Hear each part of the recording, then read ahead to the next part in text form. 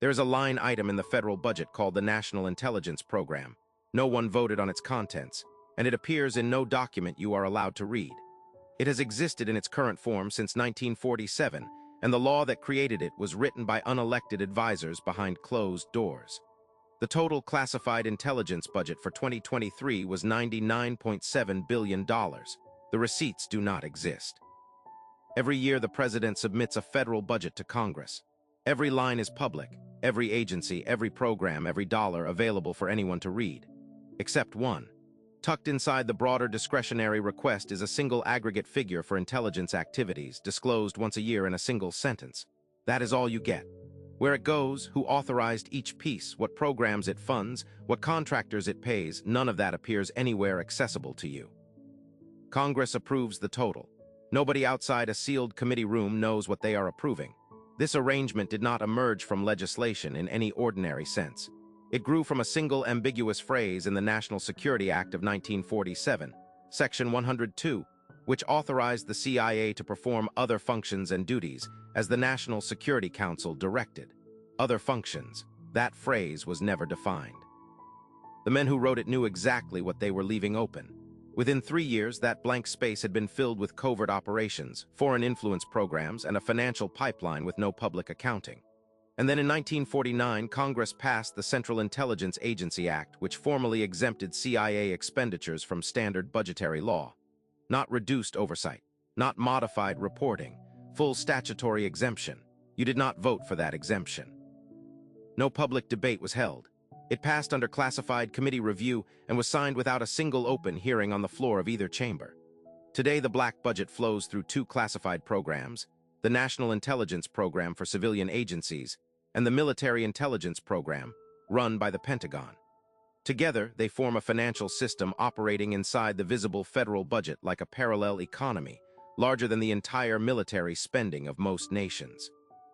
The Director of National Intelligence submits a classified annex to the budget request.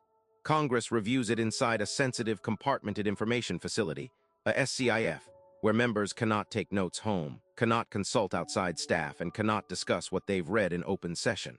The people allocating your tax dollars do it in a locked room, and they are legally prohibited from telling you what they decided. Remember, no one voted for this. And here is what that silence actually purchases. The black budget funds programs that operate directly inside civilian life. The NSA's bulk collection authorities, exposed in 2013 by Edward Snowden, were funded through this system, not through any line you could locate, not through a hearing you could watch. The specific programs PRISM, Muscular, X-Keyscore collected data from American phone calls, emails, and internet traffic. They were paid for with money whose existence was not publicly confirmed until a classified budget document leaked to the Washington Post. Here is the mechanism.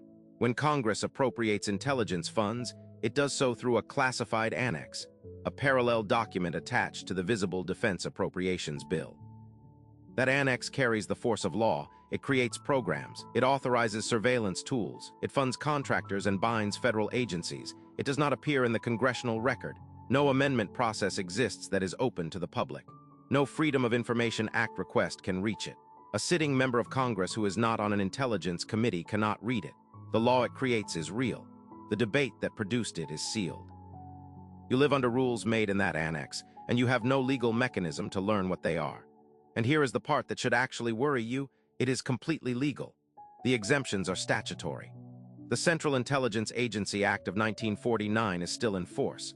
The Intelligence Authorization Act renews classified spending authorities every single year through a process requiring no floor debate, no public record, and no vote any constituent can trace. The oversight that does exist is itself classified. Committee reports classified, hearing transcripts classified. Any member who broke those classifications would face federal criminal prosecution. This is not a loophole someone forgot to close. It is load-bearing architecture. Remove it and the legal framework the entire intelligence community operates under collapses. No administration has proposed dismantling it. None will. What this tells you about every other institution is the part worth sitting with. The black budget is a proof of concept. Once a spending mechanism survives 70 years outside public accountability, it becomes a template. The techniques developed here, the classified annex, the SCIF review, the statutory exemption, have migrated into defense procurement, infrastructure contracts, and surveillance tool acquisition across the entire executive branch. Every expansion of unaccountable authority since 1947 has borrowed from the same original design. The hidden rule does not stay in one place. It replicates. And once it replicates, it no longer needs the CIA to survive. So here is what you are left with. If the spending that shapes your surveillance environment, your foreign policy, and your national defense posture cannot be read by the people who fund it, what else is being authorized in those sealed rooms? And what does it mean that no one who sits in them was ever required to answer to you?